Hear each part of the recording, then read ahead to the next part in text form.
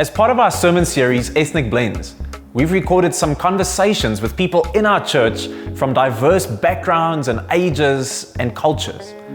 We know that when you listen to someone's story and hear their lived experience, it's then when some of the hurt and the pain and the frustration from our past and our present is dealt with.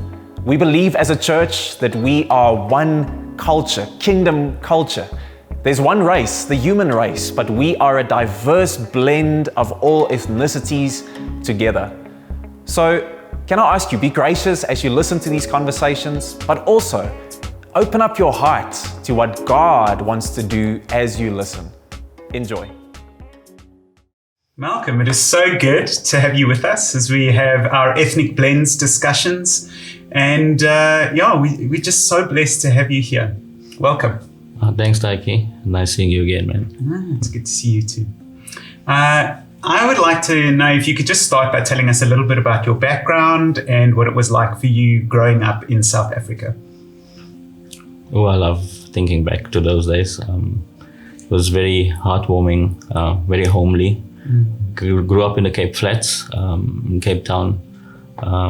Could still smell the fires, cooking fires in the yard.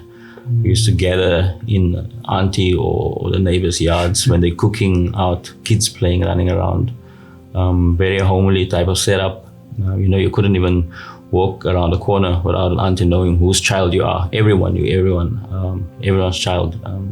So that was really nice. Everyone looked after each other. There's nothing that happened that no one knew about. Everyone knew about everything. So you had to be on your best behavior every time, wherever you go. Yeah. So yeah, and you got a scolding from anyone in the street. Looking back, at a young age, we could feel the turmoil in the country, especially where we lived. The tear gas, rubber bullets being shot, vans driving up and down the streets, kids running, tires burning. It was very strange and very exciting because boys love adventure.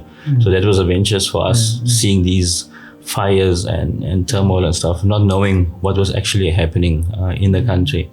But yeah, that was the setup. We were 5 kids, two brothers, 2 sisters. They had to go work at a very early age to support the family, of course. So yeah, I was lucky then because I could finish my school career. The setup was we weren't poor. We had everything. We had love in the house. We had food on the table. We had everything that a family was supposed to have. Clothes, every little thing that you can think about that was important for a child at that age. We had it. Yeah. Okay. So if you had to speak to maybe some of the highs and lows of growing up in just the racial climate of our country, some stories? Oh yeah, there was a lot, especially at school. When I got to secondary school, I got involved with the student movement. We used to got shot out of school early in the morning before school even started. I joined up with the student body movements. We went into the townships with the black schools. That's where I first really interacted with other races. And it was very hectic. I used to run away from school to join these movements and stuff, thinking that I'm supposed to make a change. If I don't fight for something, then it's useless then. Who else is going to fight for me? And I saw the way the people were being treated. Black, white, Indian, colored. You saw it was in your face, it was in the news. And one time we got caught up with the riot on the school grounds, and then I got actually picked up by a van, got a bit hammered, dropped off on the side of the road. My mom they don't even know what happened that time. And so I really felt that I had to do something. I couldn't just stand back and just watch things happen. It was important for me to do something about it and be outspoken. That it was very tough, but it was very aware making during the 80s because it was in your face, like I said, and you had to really be blind not to see what was happening, or like a ostrich putting your head in the sand. And for us, our normal life continued. People would just turn a blind eye, okay, it's a riot, it's protest, etc. Let's just continue. But I felt like, no, it can't just continue as normal. You need to do something about it. Yeah, and that's where I got involved. And up until today, if there's injustice and stuff, I can't just sit back and just keep quiet and say, oh, okay, let it be. Yeah. But growing up, nice also. I did part-time jobs, in shoemaking on my school holidays. When I left school, I got into interior decorating and stuff like that. Wow. And then the highlight was also joining the Air Force for me. So my parents were very proud.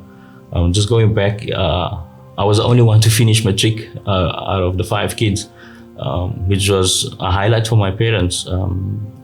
So they couldn't afford for us even to go study and stuff. I would have loved to become a teacher, obviously, because the other kids were also involved with keeping the household running, going to work at an early age.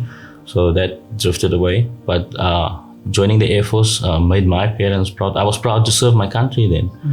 And that was post 94. So I was very proud. When 94, the transition happened, I was already in the Air Force. I had another 2 years to do. And I was a voluntary serviceman. So, national service, you get called up. We actually volunteered for this, which was very ironic because this is the government I was fighting for and I'm donning their uniform. But it gave us just a different sense. And that's also where I interacted with a lot of white guys, black guys, because I did my training in Woodspread. So out of my comfort zone, it was very weird and to see the cultures. Like you guys eat pap up here with braai. I eat pap for breakfast.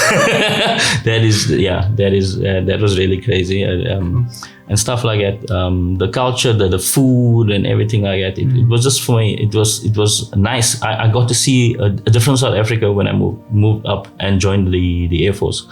So it was very special for me, knowing that all these groups is living in this one country, and I never knew about the other side of the South Africa, the nice side, the bush and all of that. That's why up until today, I love the bush. If I can choose between a mall and the bush, I choose the mall 9 out of 10 times. The bush 9 out of 10 times, of course. And that's how my experiences grew. I grew in experience with the type of experience that I have with the different cultures, the food, the religion and stuff. It was weird for me seeing that these guys praying to their ancestors and stuff, but only realizing afterwards, it's not actually a ghost and stuff that they're praying to. It's their forefathers that they ask for blessings and stuff like that, which I found a bit weird, and at the same time I found like, okay, I can relate to you guys. That's the guys that went before you, and you're looking for guidance from them. So that was quite nice experience. Getting to know the whole South Africa. I got to travel throughout the country, working in different Air Force bases and stuff, from the West Coast to Palabora to Bloemfontein. And that exposed me to the different landscapes also in the country, which was also very, very nice. I thought I was just this little secluded little place on the Cape Flats, and then I got exposed to this whole world throughout my career. And then obviously internationally, when I joined the corporate world, I got to see more of the world. And how beautiful the world is, how beautiful our country is, and how beautiful the world is. And what I always did was compare. When I came back, I'm like, you have X, Y, and Z, but we have the best mountain, we have the beautiful Karoo, and like that. So in comparison, I would say South Africa beats any country hands down, because we got it all, from the beaches to the mountains to the valleys to the Karoo, and it's just we're just blessed to have a country like this. I'm just sorry that not a lot of people get to see it the way I got to see it, and that kids just grows up still in this little townships thinking that is the world, which is so sad, because they don't have the money. First of all, they don't. If someone don't take them out of that situation, they're gonna die there actually, and that's very sad. It's very sad. What would you say in terms of your life experience, your upbringing, gives you a unique perspective on just multi-ethnicity and the way just people of different ethnicities come together? In every culture, you have your good guys and your bad guys. I've seen it many times. So white culture, you got your strong Afrikaner type that is racist, and that's okay. That's how they were brought up.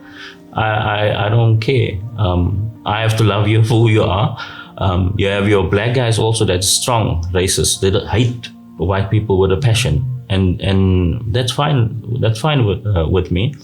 Coloreds, Indians, the same. We also have racism in our community. I grew up with the K word being used continuously around me. So I thought, oh, that's the norm. That's what you call a black person. You understand? And only after engaging and, like I said, joining the Air Force and having to work with each other, having to look after each other, training with each other, we became brothers. You understand? There's still guys on my Facebook pages that ask me how am I, black, white, Indian guys that ask me, hey, how are you? And this is now almost 25 years ago, where they still ask me how I am, and that was in the height of our apartheid era. You understand, where we got to know each other, and that bond is still there. So you've got your good guys, your bad guys, and it's about who you are as a person. I mean, if I get led astray, and there's even Christians, there's good Christians, there's bad Christians, unfortunately. It's about who you are, how you look at it, who's God, who God made you to be. You understand? And if I look at you and I just see a white person, I'm just seeing color. I'm not seeing Taiki. You understand? If I look through the color, then I can see the person, and that's what was important for me, seeing that. But Jack Deep, this big Indian guy, he's actually X, Y, and Z. He's got a heart and he can bleed. He gets sad too. What they used to do is take us to this riverbed on a Friday, just before we knock off to have siesta on a Friday in Hoedspruit, and they used to give it to us. Man, there was not a bit of sand, that your body didn't have a bit of sand in you. Everywhere you had sand, because you used to roll, run, drag, you used to be in the river and stuff. And then you can see the guys were gone. They're gonna lose it now. And you just grab your bike and say, let's run 100 meters left, 100 meters right. Just push, you drag them over the line, you understand? And it's white, colored, black, Indian, didn't matter. You just grab your buddy next to you because you want it to end, because you know they can only do it up until a point. And that was the thing for me. Everything will happen, but it has to stop sometime. You understand? Even if we got that session on a Friday and you know it's coming, it's got to stop sometime. And that's what kept me going all the time. It can't be bad all the time. It's got to stop sometime. Yeah. Okay. Well, you're a man of faith and you love God deeply. And I just want to bring this into a gospel space and just ask you, how do you think the gospel and your faith has affected the way you approach people of different ethnicities and just this discussion? Man, I'd have to go back to a fateful Sunday morning. The preacher was from Namibia. I was standing in the back, minding my own business, still in youth. It was now 2 years before I went to the army. Before I knew it, I was bawling my eyes out. I was standing in front, didn't have a clue what was happening. That was my first real experience with God, just surrendering there. And obviously, like any Christian, I had my ups and downs going into the Air Force. You know, it's drinking, smoking, and you have it. But then we had this little community of guys that used to go into the shower after we cleaned our bunk beds and whatever, scrubbed the floors and polished it. We go into the shower, have the Bible, we have a session there. And that is colored Indian, black and white guys. You had the guys that didn't want to know anything about religion and stuff like that. For me, God was always far. He was always far. I was always like, And I was always, the more I turned away from him, the more he was drawing me closer to him. I was always running away from this thing. I never knew what it was. And he eventually got me close enough to say, listen, sit down, listen now, I wanna have a session with you. And one of my experiences, really miracle experiences, I should call it, was when my sons, they went on a session for a gala, swimming gala. I dropped them off, not even half an hour after that. The youngest called me, Brandon. Dad, you must come, just had an accident. I got a fright of my life, jumped into the car with my wife. We got there, he was lying on the side of the pool, blood gushing out of his nose and mouth. By that time, they were doing CPR on him for about over 25 minutes. He was dead, gone. Luckily, there was a third year medical student there that started resuscitation. Make a long story short, we got into the ambulance. Friends met us at one military hospital. The padre, Defense Force pastor, said, guys, we've got bad news. He's been deprived from oxygen. Doesn't look good. Everyone told me the same thing. But let me just come back. When I saw him at the pool, I went down, I knelt, I looked at him, I rubbed his head, and I said, God, if you want my son, it's fine, you can have him. But if you give him back today, I want him 100% back. And that was my short little prayer there. I wasn't afraid, I wasn't shocked, but the blood and all, I was very calm. I don't know what came over me. Exactly a week after that, he was in ICU, struggling to get out of the coma, and all this technical terms that said he's got, he won't be the same, he's got Down syndrome and all of those things. Exactly a week, he walked out of the hospital unattended. I was still on my way with his cousin and his brother to go visit him. They called me, you can come and pick up your son. He walked out of there with not a scratch, unharmed, nothing. So if you want to ask me if there's a God, I can tell you, yeah, definitely there is a God, supernatural God that loves us extremely. I mean, I've done weird and wonderful things in my life, and besides all of that, he just didn't care about what I did. He was interested in me. I can just give this experience and share this testimony with others as well. I mean, there's many more. I mean, I was shot almost 3 times, and three times the bullets missed. It was like next to me. Once we were on guarding service, and this guy was cleaning his gun standing in front of me. I didn't know the gun was loaded. He pulled the trigger, and next to me was a safe, and he shot. The other time it was a 12-gauge shotgun, went off close to my foot. Wow. And then the third time also. I mean, I had so many close calls. The way that God was protecting me, it wasn't even funny. It was like I had a bubble around me, and he was just looking out for me. But coming back to the different ethnic groups, for me, I love everyone. Irrespective, because God gave me something that I didn't deserve. I didn't deserve to sit here today. I should have been gone a long time ago. But because of Him, He gave me life. So for me to hate someone is to kill someone. So my experience with other cultures was, yeah, they hated me. I hated them. But God came and He turned everything around. It was weird. I so much wanted to hate white people because of what they did to me and my family, and because of where we are and all of that stuff. And they've got these big houses and cars and farms and all, and we've got nothing. And it was not about that. It was about my relationship with God. He just wanted me there. And when I had the sense of Him being there and holding me in His arms, so many times I was I was weeping down on the floor, weeping, not knowing what I was weeping for. I was just sad. There's something wrong, there's something missing. And He just folded His arms around me and said, you're mine, don't worry, you're mine.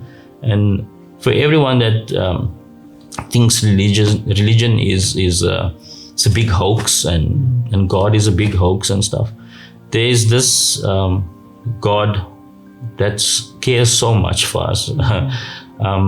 It's so unbelievable. I don't think, even if I have to sit and write, even if people have to sit and write for 100 million years, they wouldn't get to understand him. Because as soon as you think you figured him out, then he throws you a curveball.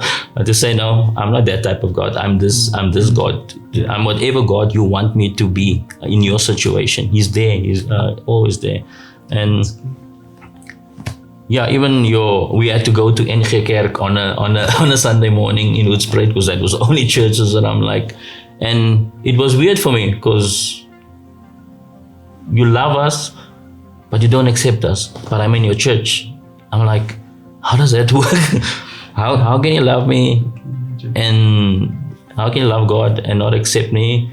You're allowing me in your building. You're not allowing me into your life. Yeah. They just allowed us into a building because they had to make space for us, because they had this arrangement with the Air Force, Defense Force, to use these churches and stuff like that. And yeah, it just felt weird walking in there. Sure. You try to pray, you try to praise and worship, ain't nothing happening. It's just a wall. It's just the one like, okay, let's just get this over and done with the next weekend for six months, going back and forth like that. And then we had our little sessions in the shower where we could praise and worship and meet up with God. God makes a way where there seems to be no way. Even that stone wall was there. He made a way for us in that little shower in our bungalow to meet up with Him and to share with Him. Yeah, yeah, that was I think, considering we're speaking about having these conversations with different ethnicities and bringing together just people of different backgrounds and cultures. What would you actually say to them in terms of having the conversation? How to approach one another, how to actually engage one another? What advice would you give? Man, it's actually simple. We all have the same needs. We all want to feel safe. We all want the best for our kids, and that's where you start the conversation around the kids playing, and that's normally the icebreaker when we meet up with different ethnic groups. The kids are the icebreakers. They don't care. They just play with friends, you understand? And I think if you can have that type of mindset like a kid, just going in to have a lekker braai, sitting around a campfire and stuff like that, which happens most of the time when we go on camping, because I love camping. And that's the kids pulling us together, that innocent little innocence, that friendliness, that smile, no matter who you are. If we can break it down there, instead of looking at this is a white guy, this is a black guy, etc. And just talking about our needs, our daily needs. I mean, coming through COVID now, everyone is blown out of the water. I don't think there's one person that is sober-minded now. Everyone's head is spinning in the air now. And everyone's got a need. They don't know what the need is. And once you start talking to us and start probing, you'll hear people losing jobs, etc. and stuff. And that's your gap where to enter. So, but I lost a job. My wife's not working. But God is faithful. He kept us, etc. You understand? So it's breaking down those little barriers of the basic needs of every person to get that conversation going, and having to not Bible bashing, say John 13 says, etc. etc. You're not going to win like that. You have a normal conversation. Like I said, the needs of the people is important. If you don't address their needs, you can forget about the God. Because if I'm hungry and if I don't have a bed to sleep in, I don't care about your God. I want food and I want a bed. I want something over my head to comfort me, understand? So if we can provide that to our community, especially the Greater Pretoria area, then we've halfway win the battle already. You understand? Because we're talking to the people's needs. And that's what Jesus did. People were standing there next to the shore. He gave them fish and bread. He didn't say, okay, cool guys, I preached, now I'm leaving now. He spoke to their needs. And once we can speak to each other's needs and tell them then who supplies to their needs. It's not Malcolm that gave the 50 rand or gave this money to the church to buy clothes and food. No, it's God in us that provides for you. So if we can move on from that, from the basics, then the battle is halfway won. Yeah, the Lord will do the rest. Malcolm, I love what you're saying about just meeting people's needs, and that's a way of loving them as well, and of finding those commonalities, just learning from our children and the way they play together and just love each other, and just taking cue from that as well. I think these are such profound thoughts. I've loved hearing your stories. I've loved hearing a bit of your background and getting to know you a little bit better. And it's just very interesting, very awesome. Thank you for spending this time with us today. It's been such a pleasure. Thanks, Taiki. Thanks, Mark. Okay.